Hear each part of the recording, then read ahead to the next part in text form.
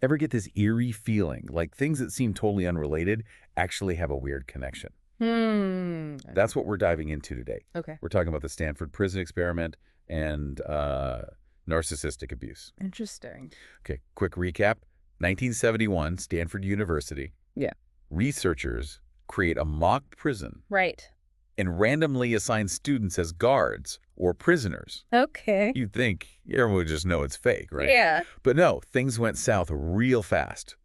Guards became abusive, prisoners became withdrawn and depressed. Right. The experiment had to be shut down early. But here's where it gets really interesting.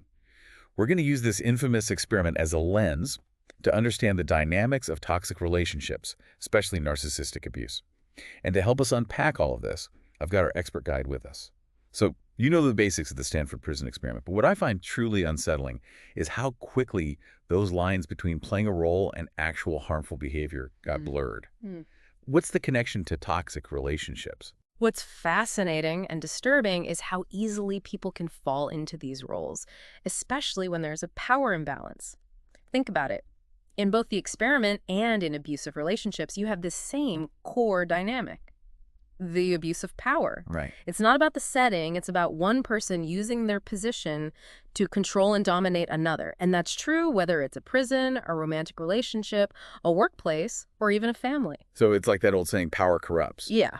But weren't those students just playing a part? Like they knew W was an experiment. Wow. How does that connect to real-life abuse, where it's not a temporary role? That's the million-dollar question, isn't it? And it's what makes the Stanford Prison Experiment so relevant even decades later. The students did know it was an experiment, but they still got caught up in the expectations of their assigned roles. It's like they unconsciously asked themselves, how is a guard supposed to act? How should a prisoner behave? Okay, so like if you're given a uniform and told you're the boss, you might start acting like what you think a boss acts like, even if it's not your usual style. Exactly. And here's the kicker. Over time, those assumed roles can start to feel very, very real. The guards started genuinely believing they were superior, and the prisoners internalized a sense of helplessness. And that, my friend, is a textbook setup for narcissistic abuse. Wait, are you saying that both the abuser and the victim get trapped in these roles? Absolutely. The abuser sees themselves as superior, entitled to control and manipulate. The victim, on the other hand, often ends up feeling like they're walking on eggshells, constantly needing to please the abuser to be worthy of basic respect and kindness. Yeah. And it can happen so gradually that both people might not even realize they're caught in this toxic dance. That's terrifying. It's like a frog in boiling water. Speaking of terrifying, I keep thinking about the prisoners in the experiment. Right. Imagine feeling so lost and helpless, like you're not even a person anymore. That feeling you're describing, that's actually a psychological phenomenon called de-individuation. It's basically losing your sense of self, your individuality, because you're so consumed by a role or a situation. You know, that feeling when you're in a massive crowd, maybe at a concert or a sporting event, and get caught up in the moment. Yeah. People do things they'd never dream of doing on their own. Right. That's de-individuation at play. Whoa, okay, that's making a lot of sense now. It's like, in those situations, you're not really you anymore. You're just part of this anonymous mass. Yeah. And isn't that what abusers want to erase who you are and mold you into something they can control? Disturbingly, yes. It's a calculated and insidious process. Abusers use tactics like gaslighting, making you question your own memories and sanity, or emotional coercion to keep you perpetually off balance. So we're back, and I have to say, this whole idea of de-individuation is really messing with me. Yeah. It's scary how easily we can lose ourselves in situations, even when we think we'd never fall for it. It's one of the most unsettling takeaways from the Stanford Prison Experiment, for sure. And it's not just about losing yourself in a crowd. Right. In the context of abuse, it goes much deeper. Okay, so how does de-individuation play out specifically in a narcissistic abuse situation? It sounds like we're talking about more than just feeling invisible in a crowd. It's like this. In the experiment, the guards hid behind their uniforms, their assumed authority. Right. They weren't just individuals anymore. They were part of this system that allowed, even encouraged, their cruelty. Yeah. And that made it easier to detach from the consequences of their actions. It's like that saying, when everyone is responsible, no one is responsible. But instead of a crowd, it's a power dynamic that lets people off the hook morally. Precisely. And this is where the parallel to narcissistic abuse gets really chilling. The abuser often sees their victim not as a whole person, but as an object to be controlled. Right. It's a dehumanizing process that makes it easier for them to justify their actions, to minimize the pain they're inflicting. That's bone-chilling. But here's the thing. It's not just the abusers who might hide their true selves, right?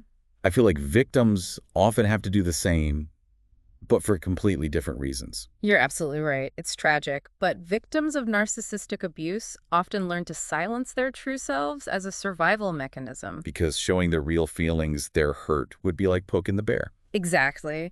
Victims often put on a brave face in public, minimizing the abuse or even making excuses for the abuser. Right. It's not because they believe those excuses, but because challenging the abuser directly feels too dangerous. So they're trapped in this horrible double bind. Their silence protects them in the short term, but allows the abuse to continue unchecked. And that's why breaking free from that silence is a huge part of healing. Right. It's about finding your voice again, reclaiming your story, and refusing to be defined by the abuse you've endured. You know, this whole conversation has me thinking about the bystander effect. That's where people are less likely to help someone in need if there are other people around, right? Exactly. It's a diffusion of responsibility. Everyone assumes someone else will step in. And didn't the Stanford Prison Experiment also illustrate the bystander effect? The researchers themselves, even though they were conducting the experiment, didn't intervene until things were really out of control. It's a stark reminder that even the good guys can get caught up in a situation. They might have thought, this is part of the experiment, or it's not my place to interfere, but their inaction had real consequences. And the same is true in real-life situations of abuse. So how do we become better bystanders, especially when we're talking about something as complex and often hidden as narcissistic abuse? Okay. It's not always as simple as stepping in to stop a fistfight. You're right, it's not that simple. But it starts with education, with understanding the often subtle signs of abuse. It's about believing survivors, creating safe spaces for them to share their stories, and offering support without judgment. Sometimes the most powerful thing you can do is simply listen and believe.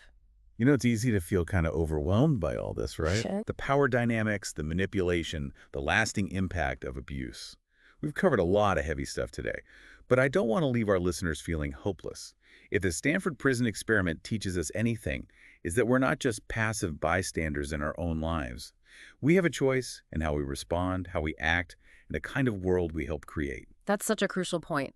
We are not destined to simply repeat the patterns we see around us in our families, in society. We have the power to choose differently. We can challenge those unhealthy power dynamics, disrupt those roles that limit us, and create something better. I love that, create something better. So how do we do that? It feels like we're all part of this giant, messy social experiment. Where do we even start? It starts with awareness. Recognizing these patterns, understanding the dynamics of power and control is the first step. Think about a time when you were in a position of power, maybe at work, in a volunteer group, or even among friends. Did it change how you acted, even subtly? Ooh, that's a good question. It's making me think. Okay, yeah, I can see how easily those lines can blur. So awareness is key. But what about action? How can we actively disrupt these negative patterns, not just in society at large, but in our own lives and relationships? It's about making conscious choices. If you see someone being mistreated, don't just stand by, say something. Even if it's just, are you okay? Offer support. Sometimes that's all it takes to shift the dynamic, to remind someone that they're not alone. It's like we have this choice to be the guard who goes along with the system, or the guard who says, no, this isn't right. Even better, we can choose not to play the guard role at all. Exactly. And if you find yourself in the prisoner role, remember you always have the power to reclaim your voice, to set boundaries, and to walk away from situations that diminish you. This reminds me of post-traumatic growth, the idea that we can actually become stronger after going through difficult experiences. Absolutely. Trauma can be incredibly painful, but it can also be a catalyst for growth. Think of it like this. A bone needs to break to heal stronger, right? It's not about pretending the bad stuff didn't happen, but finding a way to integrate those experiences into a new, hopefully even more meaningful life. Okay, I'm getting chills in a good way now. Yeah. It's a powerful analogy. So how do we move from surviving to thriving? Yeah. Because I think that's what everyone wants, to not just survive life, but to really live it. It's a journey, not a destination. It takes time, self-compassion, and the willingness to challenge those ingrained beliefs about yourself that might have taken root during the abuse. Remember, it's not your fault that you were abused, you were manipulated and controlled, but you are worthy of love, respect, and healthy relationships. This has been such an eye-opening conversation. It's not every day you connect the dots between controversial psychology experiment and, well, the very real ways we experience and navigate power dynamics in our lives. The human psyche is a fascinating and complex thing. That it is. And as we wrap up this deep dive, I want to leave you with this. If we're all products of our experiences, our environments, and even the roles we're assigned, what small changes can we make in our own lives, starting today, to rewrite the script?